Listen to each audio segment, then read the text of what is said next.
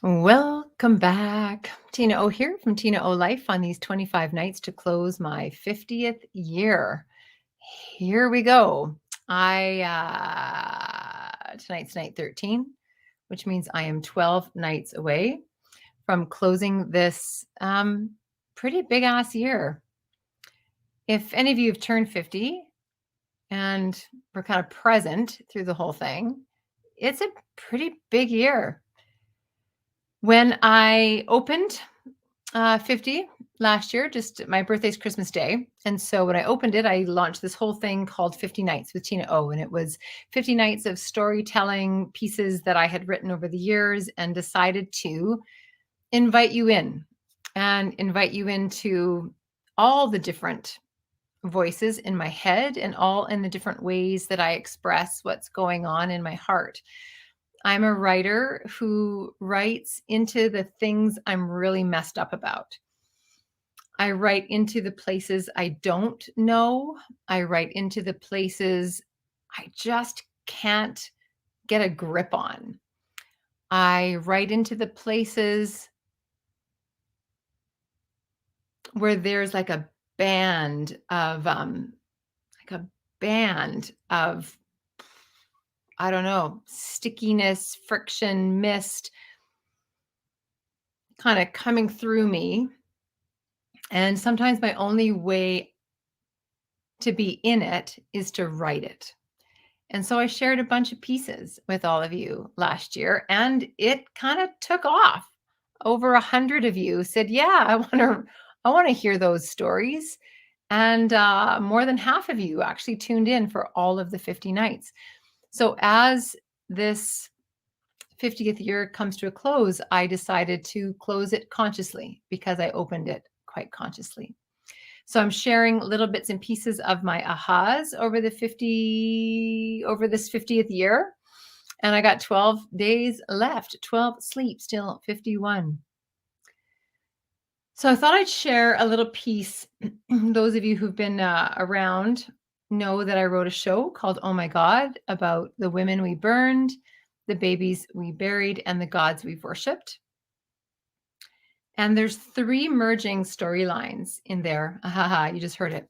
So the women we burned came from this piece. And again, if you listen to a couple of the other ones that I've done on these 25 nights to close 50, you'll know that one of the big themes I was unpacking at the top of the year was, why the hell am I almost 50 and I'm so self-conscious? And so I dug into that. And as I started to dig into that, I was looking for I forgot this part. The third storyline, they all intersect, right? The third storyline was the God piece. Some of you know that I was on a ministry path for a while. And it was the ministry path. When I was on that ministry path, it was one of the most exquisite experiences of my life. And as such, one of the most heartbreaking experiences of my life, when it didn't unfold based on the expectation that I had for it. Now, in my own work, you've heard me say sometimes you tell the story and sometimes the story tells you. You may have also heard me say never go into a story alone. You've also probably heard me say you can't play alpha with a story. And there I was on this ministry path, spiritual path, playing alpha with my story. And so when it didn't go the way, when it didn't go the way that my heart was so invested in it going, it broke my heart. And yet, as I came through it, it didn't shake my faith. It shook my story. It shook my story about faith. It shook my story about religion. It shook my story about narrative on faith, about being so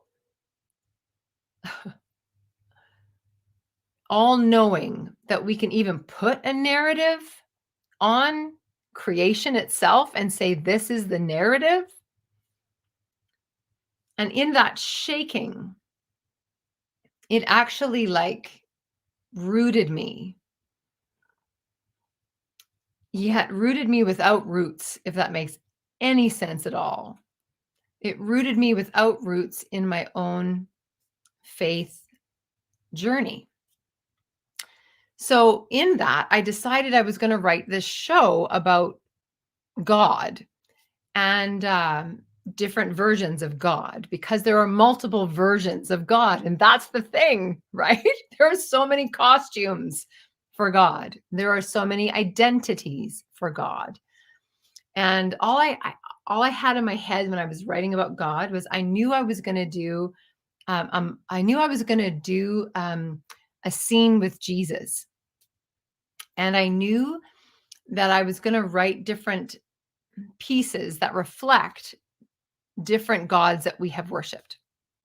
But then as I jumped into that, I started to notice, wait a minute, why are they all men? Like, why are they all men? So the whole witch thing, actually, like the women we burned, actually was a reflection of the digging that I did in the God pieces, because I came across this. I looked at female gods, and of course, there's also goddesses, but these goddesses were like, add-ons to the gods. They were like these ethereal things. And I was like, where are the female gods? Like, where are they? And I came across this stunning woman, the Morrigan, a woman in a red dress that you just knew, like, this woman was neither male nor female, neither feminine energy goddess, neither male energy alpha. She was an integrated being. And I was like, that's a female God. And it got me looking into the Morrigan, which then led me to some of the other female gods and their stories. And it got me into thinking, what happened? And then that led into witch burning. I looked into that. So the women we burned are the witch burning, the gods we have worshipped, and the babies we buried. Now, the babies we buried at that time, right now, you hear that and you're like, oh, I know what she's talking about. She's Canadian. She's talking about the over 5,000, we might even be up to 7,000 Indigenous children now. The remains of over 7,000 children found buried outside of residential schools in Canada. But that story hadn't broke yet. That story broke on May 27th. I wrote this show really got heavily into it in the fall of 2019. No, 2020. The babies I was talking about were the 796 children in Ireland, the remains of 796 children found outside a mother and baby home in Tuam, County Galway. So I have this show, and in rehearsal of this show, I was really angry. Like, I was really angry and bitter. You can probably hear it you can hear it in here right now. And there's a lot of that going on. In fact, there's a scene in the recording of the show that still makes me like, because I do that. I do this whole thing where I'm mad as hell and I'm making sure you know about it. And that's the aha I want to share with you. Because in that scene and in other scenes, the director I was working with, Dean Paul Gibson, growing the actor in me and growing the performance in me, kept saying to me, he said, well, that's not very generous. I'm like, what are you talking about? He's like, are you really going to decide for me how to feel in this scene? I'm like, what are you talking about? And he's like, well, what's going on for you? Like, I'm really mad. He's like, yeah. Do you want me to be mad too? I'm like, yeah. And he's like, well, what if I'm not mad? What if the scene that you're offering actually doesn't make me mad? Like, well, you should be mad. It's like, well, that's not generous. Like, what does that even mean? Like, it took me so long to recognize that as a storyteller, my only work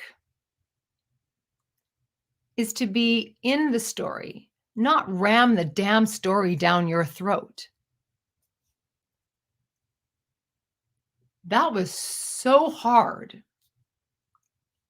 It's still hard for me.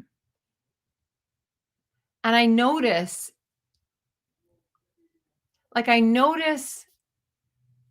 how often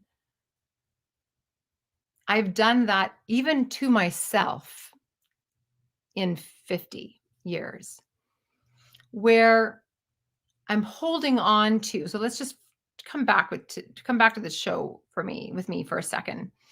There's a whole sequence about dating where it is gross. And in the show, and and every time I did that scene, I was like, do you see how mad I am? Do you see how mad I am? Do you see how mad I am? Do you see how mad you should be? Do you see how mad you should be? Instead of actually being in the experience that would cause you to be mad. You as the audience, potentially be mad or not mad, because I don't know. That's the whole thing. I don't get to play alpha with your experience. Eventually, I'm happy to say that section, the section of dating, actually stayed truthful, meaning I was exasperated. I was confused. I was sad. I was at such a loss and I was so frustrated. And in that place, you might have a chance of being mad at the experience that I was having because of the things that were happening that caused my experience.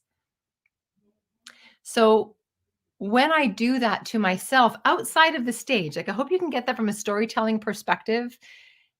From a storytelling perspective, your only job or my only job to be generous is to not rip you off of your own experience, not ram my experience down your throat so that you and I are colluding that this is how it goes. So there's that. Now, when I take that and I weave it back into a life experience, all that is noticing how there's just some things I don't want to move on from.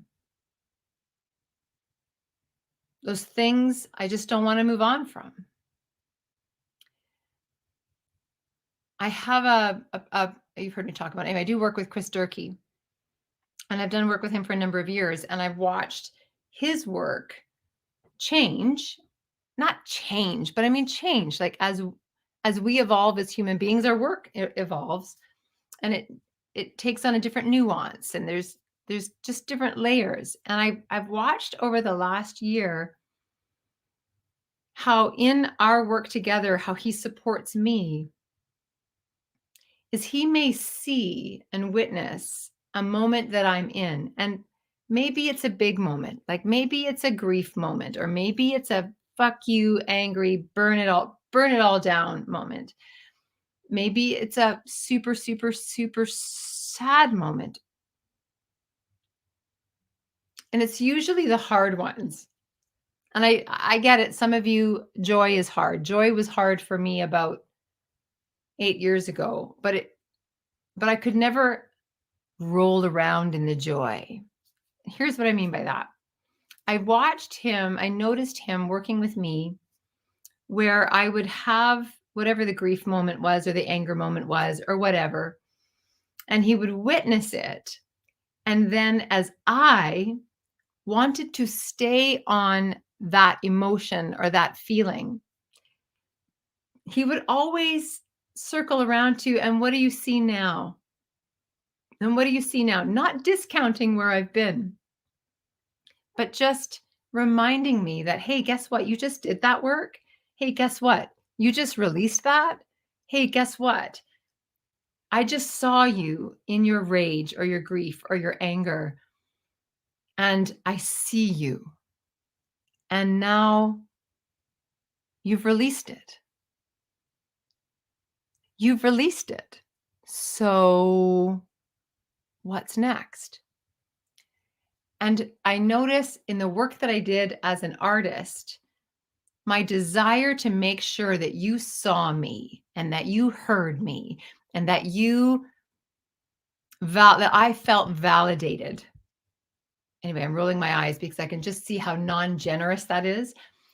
That you validated. Oh, it's even embarrassing. Anyway, whatever. That you validated that experience that I had. That can roll into my life. That's not just art. That can sometimes roll into my life, where even I'll play the game with myself, which is I'm in a beautiful moment, but this beautiful moment, maybe I have a memory of it being a tough moment from somewhere in the past. And I can feel my autopilot want to go back into those old things that are not happening right now. But in my addiction to being seen, heard, received, and I'm not trying to dismiss.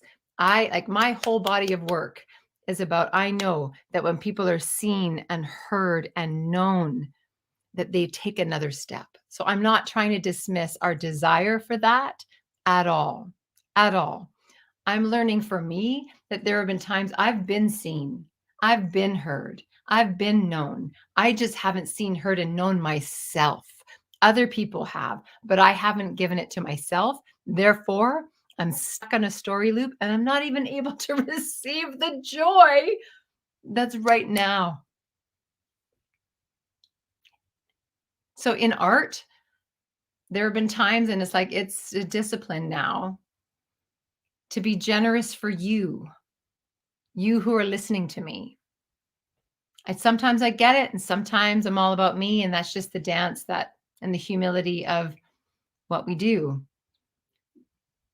But sometimes I got to look at me and go, am I being generous to me here? Am I generous to me enough that the audience of me, the future me, the part of me that's evolving, that's not even right here and is certainly not there, but the part of me, if you listen to that talk that has my eyes looking forward, am I generous to her?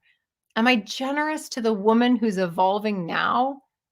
Or am I ripping her off by making sure she only gets the story of where I've been and not where I am? I'm Tina O from Tina O Life. This is night 13, 25 nights to close 50. And this one's all about generosity to you, to whoever you're talking to your art, and generous to your future you, to you that's evolving right now. Thanks for listening. If you haven't watched Oh My God yet, there's a link for it below. And if you want to come with me when I do 50 nights again, that starts January 31st, 50 nights of stories, setting me up for when I'm in Ireland. Please join me there. Thanks for being here. Thanks for listening. 12 more nights to 51. We'll see you again. See you tomorrow night.